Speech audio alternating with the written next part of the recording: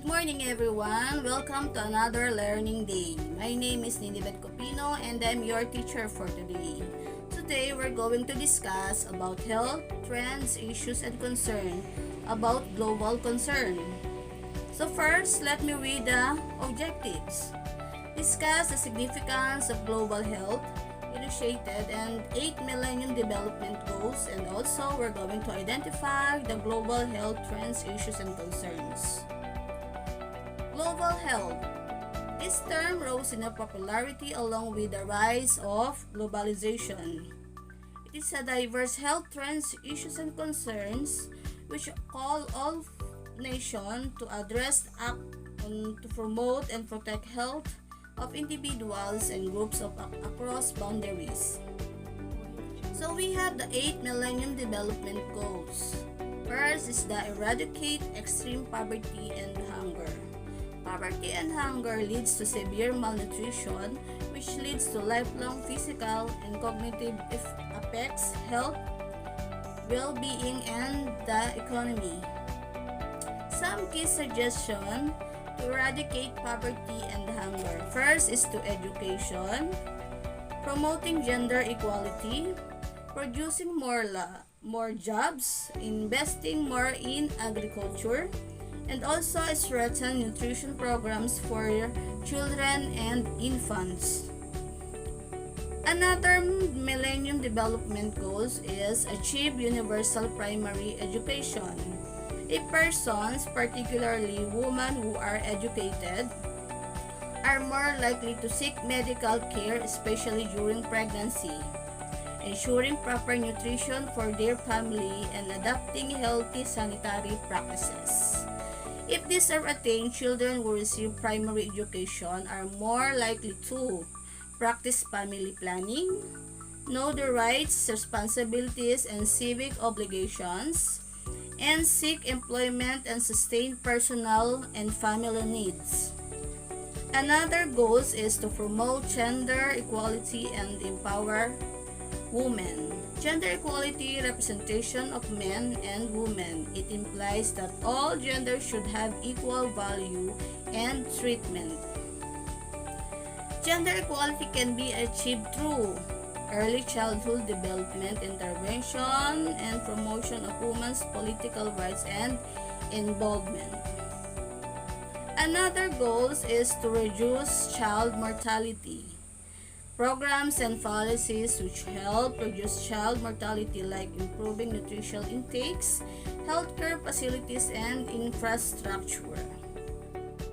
Strengthening local and national health programs and policies is one way to reduce child mortality. This includes immunization programs, assuring the survival and better health of mothers, and improving reproductive health programs and policies. Another Millennium Goals is improve maternal health. Is it not only about mother's health but also involves the health and wellness of the family? Some ways to improve maternal health is to improve and proper nutrition of mother, teaching the benefits of birth spacing and small family size. Another Millennium Development Goals is to combat HIV, AIDS, malaria, and other diseases. Emerging and re-emerging diseases like HIV, AIDS, malaria, influenza, and other diseases affect the productivity and growth of nations. Some ways for this problem is to improve housing conditions, promoting safer sex behavior, and preventive education for all. Another Millennium Development Goals is ensure environmental sustainability. Investing and supporting sustainable energy like solar, wind, and water energy helps support jobs, create business opportunities, and save remaining renewable resources. Some of the benefits of a sustainable environment are cleaner air and environment, clean environment, friendly and renewable energy. And last Millennium Development Goals is the Global Partnership for Development. The United Nations, World Health Organization, World Bank, and government work together to make sure this is fair trade and the heavily indebted countries obtain relief and funds to combat poverty and malnutrition and funds for education and social projects. Some benefits of global partnership: expanded international trade agreement and also improve access to affordable medicine. So we have 10 global health trends, issues, and concerns. First is the tuberculosis, commonly known as TB or tubercle bacillus.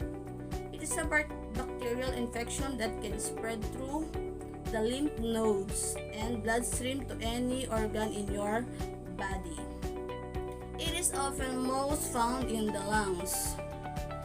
Another trends and issues is the drug use and abuse. It is a pattern use of a drug in which the user consumes a substance in amounts or with a method which are harmful to themselves or others. Another is the HIV and AIDS. It is transmitted primarily via unprotected sexual intercourse, contaminated blood transfusion, hypodermic needles, and from mother to child during pregnancy, delivery, or even breastfeeding. Another is the non-communicable disease or the NCD. It can refer to chronic diseases which last for long periods of time and progress slowly. Another is the communicable diseases, also known as the infectious disease or transferable diseases. These are illnesses that result from the infection, presence, and growth of pathogenic biologic agents in humans. A change in global or regional climate patterns attributed directly or indirectly to human activity. Global warming is a long-term change in Earth's climate. Mental health. It is a level of psychological well-being and the absence of a mental disorder. Next is the immunization vaccines. It is the safe and effective use of a small amount of weakened and killed virus or bacteria or bits of lab-made protein that imitate the virus in order to prevent infection by the same virus or bacteria. And next is the alcohol and tobacco abuse or addiction. The excessive consumption of alcohol and tobacco causes communicable and non-communicable diseases. And last is the malaria or other vector-borne malaria. It causes symptoms that typically include fever, fatigue, vomiting, and headaches. In severe cases, it can cause yellow skin, seizures, coma, or even death. Thank you for listening. Goodbye, class. Have a nice day.